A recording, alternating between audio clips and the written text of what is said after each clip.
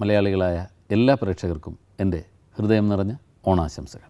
നമ്മുടെ മലയാളികളുടെ ഏറ്റവും പ്രിയപ്പെട്ട ഒരു സംക്രമോത്സവമാണ് ഓണം. പാരമ്പര്യത്തിൻ്റെ നന്മകളെക്കുറിച്ച് ഓർക്കുകയും നല്ലൊരു ഭാവി സ്വപ്നം കാണുകയും ചെയ്യുന്ന ഒരു സംഗമ മുഹൂർത്തം. അടുക്കള മുതൽ അരങ്ങ് വരെ ബന്ധപ്പെട്ട ഒരുപാട് മാനങ്ങൾ ഉൾപ്പെട്ടതാണ് ഒരു ജനതയുടെ സംസ്കാരം. അതിൽ പ്രധാനമാണ് പാചക പാരമ്പര്യം. ലോകത്തിൽ ചൈനയോടൊപ്പം നിൽക്കുന്ന പാചക പാരമ്പര്യമുള്ള ഒരു നാടാണ് നമ്മുടെ കേരളം. ഇന്ന് കേരളത്തിൻ്റെ വിവിധ ഭാഗങ്ങളിൽ നിന്നും പാചകകലയിൽ പ്രാവീണ്യം നേടിയ ഒരുപാട് പേർ എത്തിയിട്ടുണ്ട്. അവരാണ് ഇന്നത്തെ നമ്മുടെ അതിഥികൾ. ഇന്നത്തെ സമാഗമം രുചിഭേദങ്ങളുടെ സമാഗമമാണ്.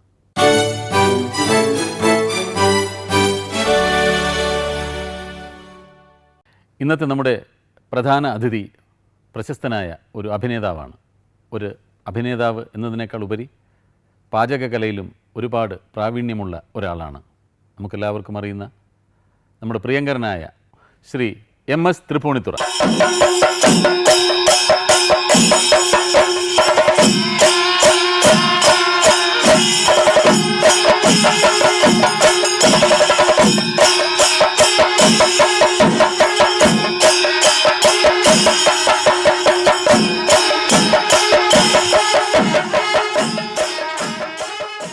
ആദ്യമായി ഓണാശംസകൾ അറിയിച്ചു കൊള്ളട്ടെ. അങ്ങോട്ടും കാണികൾക്കും എല്ലാവർക്കും. ചെറിയ ക്വിസ് പ്രോഗ്രാം വെച്ച് തുടങ്ങാം. ആയിക്കോട്ടെ. നമ്മുടെ ഇവിടെ ഇരിക്കുന്ന എല്ലാ ഓഡിയൻസിനോടും ഞാനൊരു ചോദ്യം ചോദിക്കാം. ഇവരാരും ഉത്തരം പറയില്ല എന്ന് ഞാൻ ആദ്യം തന്നെ ചേട്ടനോട് പറയുകയും ചെയ്യാം. ഈ MS തൃപ്പൂണിത്തുറ എന്ന് പറയുന്ന ആളുടെ യഥാർത്ഥ പേരെന്താണെന്ന് അറിയാമോ?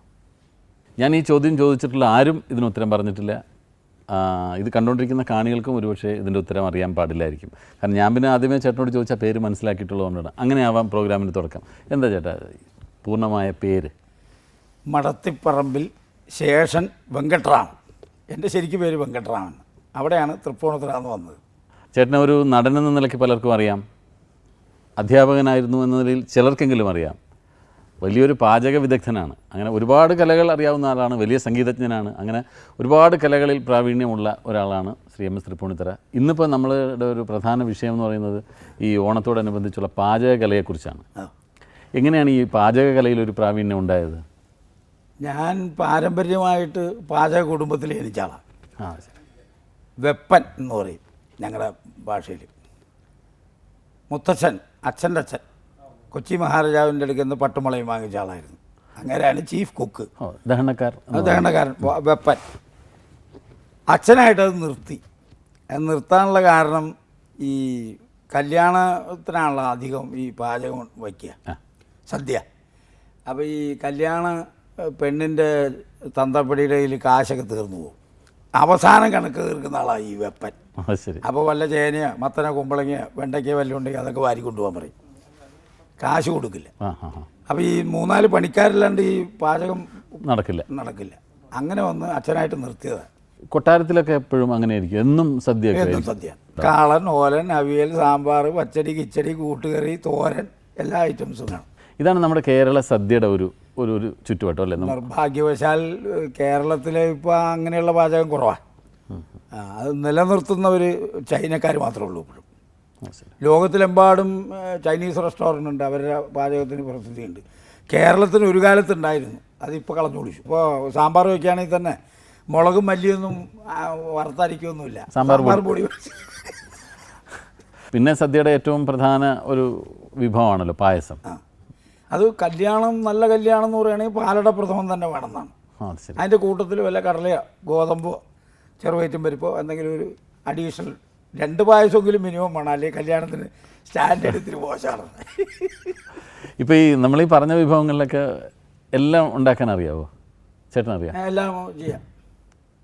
ഒരു ഡെമോൺസ്ട്രേഷനായിട്ട് നമുക്ക് ഇനി ഒരു എപ്പിസോഡ് വേണമെങ്കിൽ ചെയ്യാം. ഇതിൻ്റെ എല്ലാ ഐറ്റംസും ഉണ്ടാക്കാൻ റെഡി.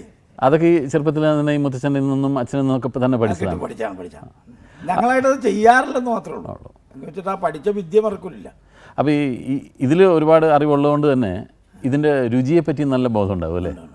എവിടെയെങ്കിലും ഇതിൻ്റെ ഒരല്പം കുറഞ്ഞു കഴിഞ്ഞാൽ അത് ചെയ്യുന്നത് തൃപ്പൂണിത്തുറ ഉത്സവത്തിന് മാത്രം. ശരി. ഉത്സവത്തിന് 8 ദിവസം വരുന്ന ആനക്കാർ, മേളക്കാർ, അവർക്കൊക്കെ അവിടെയാണ് ചാപ്പാട്. അപ്പോൾ അതിന് നമ്മുടെ ശിഷ്യഗണങ്ങളാണ്, അച്ഛൻ്റെ മുത്തച്ഛൻ്റെയൊക്കെ ശിഷ്യന്മാർ പരമ്പരകളാണ് ചെയ്യുന്നത്. അപ്പം നമ്മളവിടെ തച്ചിന് നിൽക്കും. എന്നിട്ട് അത് നോക്കും. ആ ഈ ഇന്നത്തെ സമ്പ്രദായത്തിൽ നിന്ന് വ്യത്യാസമുണ്ട്, പഴയ സമ്പ്രദായം തന്നെ എപ്പോഴും. എന്താണെന്ന് വെച്ചാൽ ഇന്നിപ്പോൾ പച്ചടിയാണെങ്കിൽ അതിങ്ങനെ എടുത്തിട്ട് നോക്കും. മറ്റേത് അങ്ങനെയല്ല, ഇളക്കിയിട്ട് അതിൻ്റെ മണത്ത് നോക്കുക. മണം നോക്കിയാൽ അറിയാം പുളി കൂടുതലാണോ ഉപ്പ് കൂടുതലാണോ എരിവ് കൂടുതലാണോ എന്ന് അറിയാൻ പറ്റും. കാരണം അത് നേദിക്കേണ്ടതാണ്, തടപ്പള്ളി നേദ്യമുള്ളതാണ്. അപ്പോൾ ഇത് കഴിഞ്ഞാൽ അത് എച്ചിലായി എന്ന് വരും. അതുകൊണ്ട് അങ്ങനെ ചെയ്യാറില്ല. അതിപ്പോൾ നിലനിൽക്കുന്നത് തൃപ്പൂണിത്തുറ അമ്പലത്തിൽ മാത്രമേ ഉള്ളൂ. പിന്നെ അത്യാവശ്യം ശബരിമലയ്ക്ക് പോകുമ്പോഴുണ്ട് പമ്പ സദ്യക്ക്. പിന്നെ ഈ സദ്യ നമ്മൾ ഇലയിട്ടിട്ട് ആ സദ്യ ഇരുന്നുണ്ട് കഴിക്കുന്നതല്ലല്ലോ, അതിനേക്കാളും കൂടുതൽ അതുണ്ടാക്കുന്നതും വീട്ടിൽ അതിൻ്റെ ഒരു ആഘോഷങ്ങളൊക്കെ അല്ലേ അതിൻ്റെ ഒരു രസം അല്ലേ? അത് തന്നെ വളരെ സയൻറ്റിഫിക്കാണ്. ആ ഇല എന്നൊക്കെ പറയുന്നത് ഈ പാളയംകുടം വാഴയുടെ ഈ നടുവ് ചുവന്നിട്ടുള്ള പാളയംകുടം വാഴയുടെ ഇലയാണ് ഡൈജഷന് ബെസ്റ്റ്. എന്ത് കഴിച്ചാലും ഡൈജസ്റ്റ് ചെയ്യാനുള്ള പവറുണ്ട്. അതുകൊണ്ടാണ് ആ ചൂടോടുകൂടി ആ ഇലയിൽ വിളമ്പണം. ഇപ്പോൾ ഈ പ്ലാസ്റ്റിക് ഇല മറ്റേനേക്കാൾ കാശ് കുറവ് പ്ലാസ്റ്റിക് ഇലയ്ക്ക്. അതെ. പിന്നെ അത് സയൻറ്റിഫിക്കായിട്ട് പറഞ്ഞാൽ ആ ഇല ഇടത്തോട്ട് നുണിയായിട്ടാണ് വരിക. തലഭാഗം ഇടതുവശം വരും, വലതുഭാഗമാണ് വീതി കൂടിയ വശം. അതിൻ്റെ സയൻസ് എന്താണെന്ന് വെച്ചാൽ ഈ അത്യാവശ്യം ഉപയോഗിക്കേണ്ട സാധനമാണ് ഈ ഇടതുവശം വിളമ്പുക. ഉപ്പിലിട്ടത്, ഉപ്പ്, പഴം, കായ വറുത്തത്, അത് ഇതൊക്കെ അത് വല്ലപ്പോഴും ഒന്ന് കടിക്കുള്ളൂ. മെയിൻ സാധനം അവിയൽ, കൂട്ടുകറി, തോരൻ, പച്ചടി, അതൊക്കെ പ്രധാനം. അപ്പോൾ ഈ കൂട്ടാൻ എളുപ്പത്തിന് എടുക്കാനൊക്കെ വലത്തുവശത്താണ്, അവിടെയാണ് കൂടുതൽ സ്ഥലമുള്ളത്. അങ്ങനെ ഒരു സയൻസും കൂടി ഉണ്ട് അതിൻ്റെ പുറകിൽ.